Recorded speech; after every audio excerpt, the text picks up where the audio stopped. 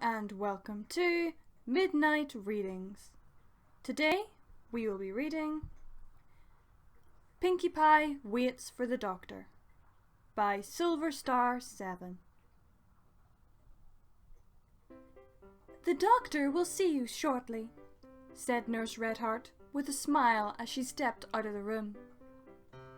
The waiting room, she called it. A room for waiting in. An entire chamber devoted to leaving a pony sitting down for an unspecified period of time as other ponies prepare to meet with them. Pinkie did not like the very idea of the room. But it was normal. The nurse had told her it was normal to wait. So she should wait. But waiting was just so dull. So boring. It was almost the definition of unexciting. In fact, if Pinkie ever made a dictionary, she'd put a picture of waiting next to the word unexciting.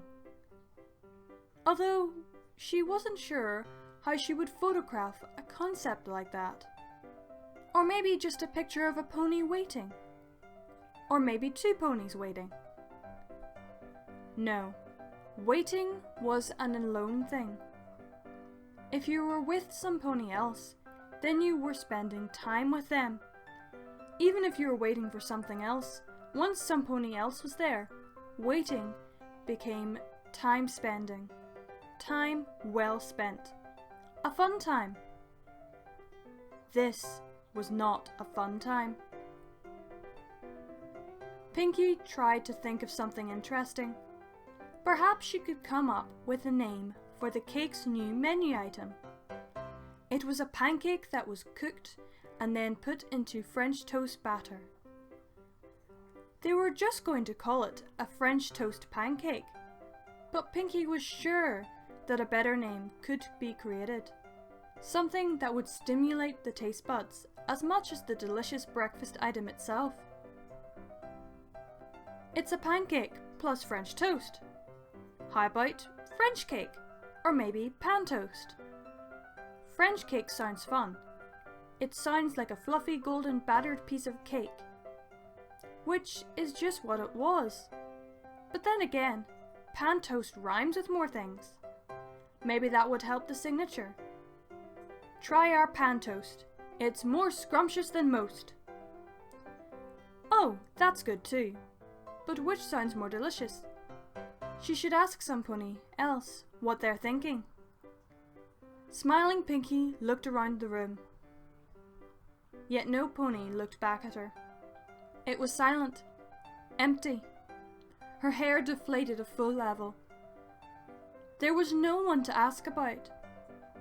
But she couldn't decide on her own. She'd just have to wait until later.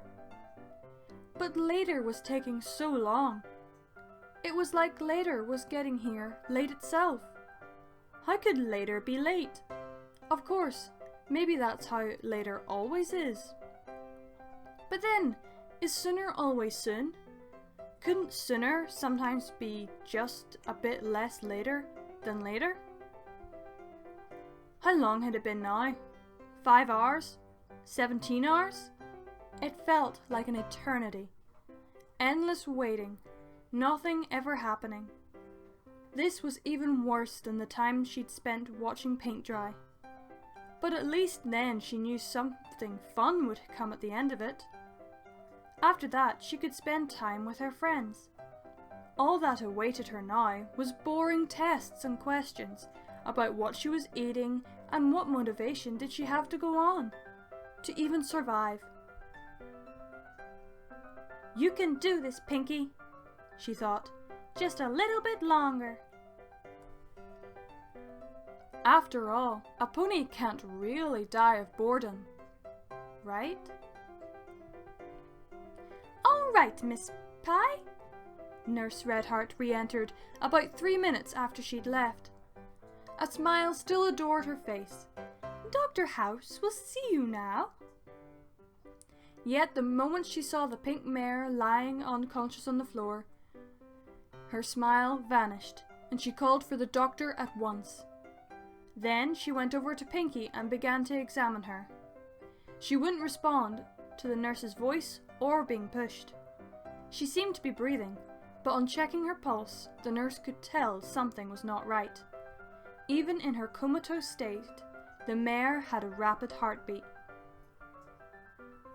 When Dr. Horse entered, Nurse Redheart advised him of the situation. "She's out cold. Her pulse is rapid. I can't seem to wake her up." The doctor quickly sprang into action. "Help me lift this patient to room 4A. He ordered. The two pulled up Pinkie and lifted her across the room. "What happened?" he asked, his voice slightly strained from the effort. "I'm not sure," said Redheart. "I told her you'd be ready to see her in a minute. When I came back, she was on the floor." The two carried Pinkie into a room and laid her down on a bed. As Dr. Horse put on gloves and a mask, Nurse Redheart attached instruments to Pinkie's body. "Oh, sweet Celestia," she gasped. "Her pulse is almost 300. Blood pressure is 202 over 114. Dr. Horse gaped at the monitors. How could this have happened? A routine checkup resulting in a hypertensive crisis? It was unheard of. Thinking quickly, he said, "Give me a vial of ketamine. We need to calm her down before her circulatory system fails." Looking to a shelf behind her, the nurse found some of the tranquilizer and passed it to Dr. Horse, who quickly measured out a dosage and injected it into Pinkie's arm. The two looked at the monitors and, to their astonishment, saw no change. Actually, her pulse had increased. The doctor looked at his patient and tried to evaluate her again. He could not see her chest rising. "Is she still breathing?" "Barely," said Redheart, after placing a hoof over Pinkie's mouth. "But her oxygen levels are going down. Now only 92%. 91.90. Hyperchrosia. On top of everything else, if the levels fell below 80%, there could be brain damage. The doctor took a breath. One step at a time. He needed to deal with these problems one step at a time. "Give me the manual suction pump. We need to get air into her lungs." The nurse quickly galloped to the other side of the room and returned with the device as quickly as possible, giving the doctor the pump and working to place the pipe into Pinkie's trachea. The doctor began to use the bag to force air into the mare's lungs. Again, the two looked at the monitors and again were shocked to find that there was no change in the patient's status. After a minute or so, the doctor removed the pump and shook his head. "Why won't this work?" "Isn't there anything more you can do?" Redheart pleaded. "I'm thinking. Please let me think." "Oxygen levels are dropping," Nurse Redheart shouted. "Now, down to 82. We're losing her, doctor." "Darn it, nurse. I'm a doctor, not an alicorn princess. I can't just resuscitate her with the elements of harmony." Nurse Redheart looked to the floor with a somber expression. "I just don't understand. Why can't we get a response with our instruments? Her body should..." A stallion wearing a red nose, oversized shoes and white coat burst into the room. "Stand back! I'll save her!" he declared. Running forward, he placed a party blower in his mouth and upon reaching Pinkie, blew it with all his might.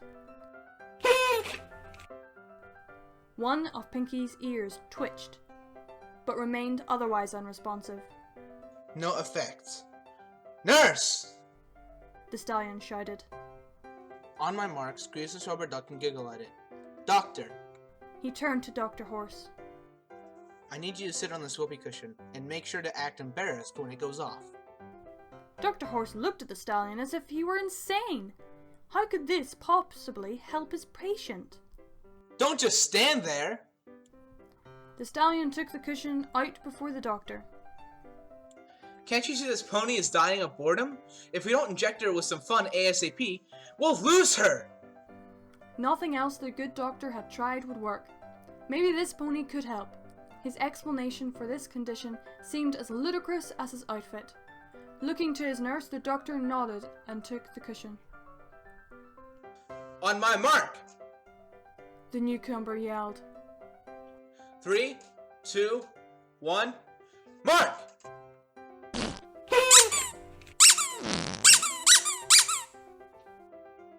Duck, blower, and cushion let forth their ridiculous silly sounds. To the astonishment of Nurse Redheart, the patient jolted, a gasp of air entering her lungs. Again!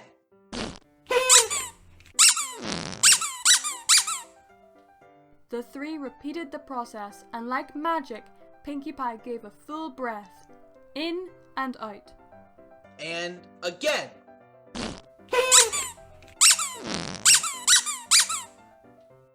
A final time, the team tooted their toys, and the mare began to breathe in short bursts. Soon, Dr. Horse could recognize the breathing pattern. She was laughing. Redheart quickly looked at the monitors. Blood pressure stabilizing, heart rate 100 and dropping. Oxygen levels? She turned to the doctor and gave a sigh of relief. Returning to normal. Dr. Horse wiped his brow. It had been a long time since he's lost his patient, and he was grateful that today was not another one of those days. Looking to the mare's saviour, he said, Thank you, sir. You just saved her life. All in a day's work. He smiled. She should be alright now. If you excuse me, I need to return to my psychiatric ward. Ah, so it made sense now. This pony was an expert in psychology. Dr. Horse nodded. Of course, you need to get back to your duties. Before you leave, can I get your name? Dr. The stallion began to laugh. Oh, I'm sorry. You're mistaken. I'm not the doctor here. I'm a patient. The gentle colt then turned and literally bounced out of the room, whistling to himself. The doctor and nurse watched the doors swing shut behind him, mouths agape. Pinkie, who had just finished her laughing spell, said, Oh, Pizza Slice is still here. I should go visit him after my checkup. Do you think he still has the same room? The doctor swung back around to face Pinkie. Were you a patient with him at some point? Pinkie shook her head. No, we just all know each other. He breathed in, about to ask, but decided against it. This whole situation had become so crazy that he was seriously considering just taking the rest of the day off at this point. Looking up at the instruments and down to his charts, he said, Well, Miss Pie, these instruments here now show that your reading as mostly normal. Your blood sugar's a bit high. You should cut back on the sweets and junk food. Otherwise, you seem to be a mare in good health. If you don't have any questions, I suppose you're free to go. Okie dokie! Pinkie got off the bed to leave and hopped across the floor, but before exiting the room... Okie dokie! Pinkie got off the bed to leave and hopped across the floor, but before exiting the room, turned back. Oh, Dr. Horse, I have one little question. What is it? Asked the doctor curiously. Which do you think sounds better, French cake or pan toast? I kinda prefer pan toast, but only because it rhymes with most, as in... That was Pinkie Pie Waits for the Doctor. I would like to thank Ben, as well as Alex, for voicing some of the characters for me. I hope you enjoyed, and I hope you notice I'm using a different mic, so please tell me in the description if it's any better, or any clearer. And I'll see you all next week. Stay brawny!